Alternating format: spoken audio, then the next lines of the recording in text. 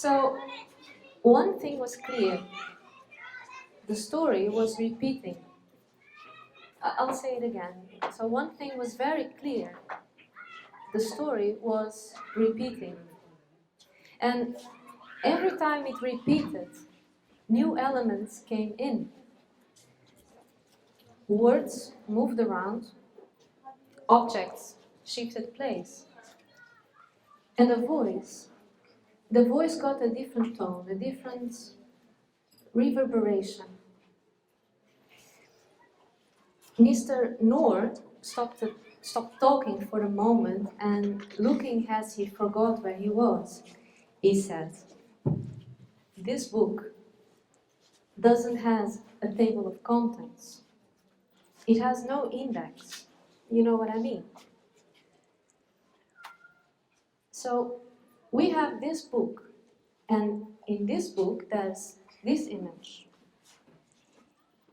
A black and white photograph, as you can see, which was made in 1957 by Agnes Varda, a French film director, in a small town in the northwest of Portugal. And also, as you can see in this picture, there's a woman here, and which is walking down the street. There's a very old wall, and on this wall there's a poster with an image of Sophia Loren on it. And just below her image of Sophia Loren, you see a soap, advertisement for Lux soap, so probably advertisement poster. And as you also can see, in this shadow, the light was probably very sharp, so it was probably 12 o'clock by then. I found this image in another book, and I got so interested in this image that I started zooming in. So I scanned the image, I selected a few fragments. And the striking thing is that each of these parts seem to have its own story, its own life, so to speak. Like this one here, for instance. Actually, this woman that you see on the photograph, she's not totally anonymous. She even got a little bit famous because of this photograph. Her name was Maria do Alívio, which actually her last name in Portuguese means relief. And she, so she was probably a washerwoman on her hometown.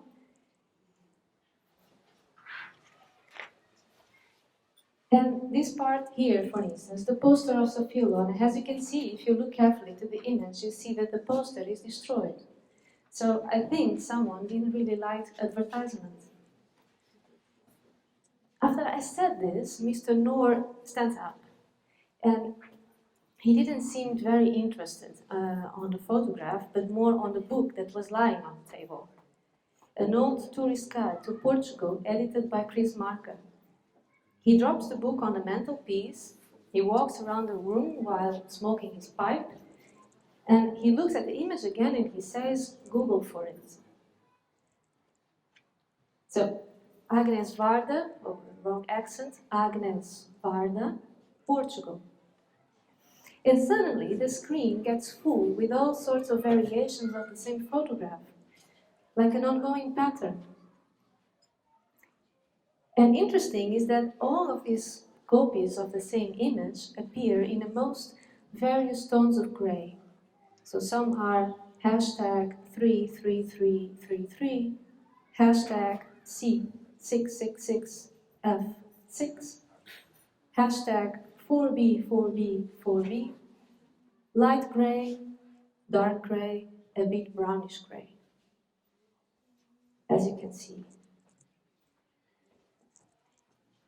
And back to 1957, the year this photograph was taken. This was also the year Portuguese television started with the first transmission, so in black and white, like in the photograph. And as some of you might know, Portugal was at that time ruled by a fascist government, so it was also quite behind comparing with other European countries. And television came a bit late. For instance, in Brazil it started in 1950, also like the same year here in Switzerland. And it was known that Salazar didn't really feel television had much to offer him. This idea that he could use television to promote himself was not really something too appealing to him. And anyway, he was not too fond of advertisement, as you can see. His regime, however, did use this new media and did it very extensively. So again, if you look at this image very carefully, and you see this woman wearing all dressed up in black, walking down the street on her barefoot, it's not even so difficult to see also her country wearing black and walking on a barefoot on a very sunny day.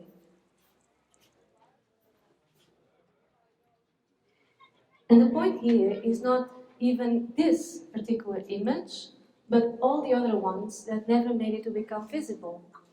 Because what is left from 1957 or 1958 is what resulted from a selection, from censorship, from what managed to survive the winter, like this poster, or from what made it to the archives.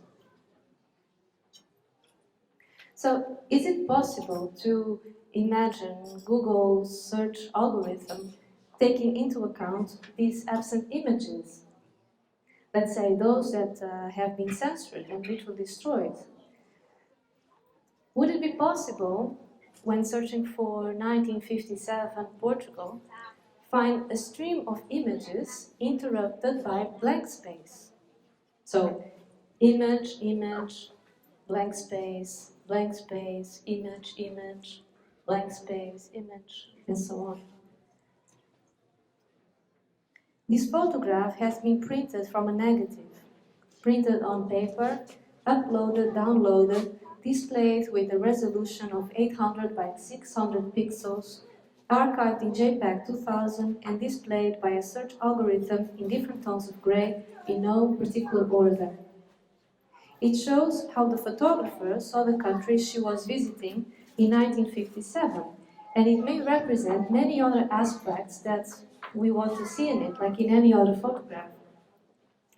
But it also shows how I see this country, which I never met, in 1957, as a fragmented image where some parts are missing and others are repeating, except for the grey tone, which, on a bright sunny day like today, I can clearly see it's not exactly the same.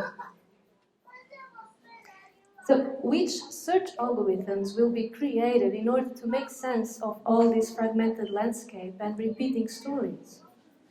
Which part of this book will be selected and displayed first? Which algorithm will be so clever in figuring out which books are lying on your bookshelf? If you are a grey or a light grey or a slightly brownish grey person, before it will decide which part of the story fits you best. So Mr. Noor started reading the book out loud. In every single page, in every single space, in every single fragment of this image, history happens in many different ways, like in a polyphony of multiple voices in different tones of grey.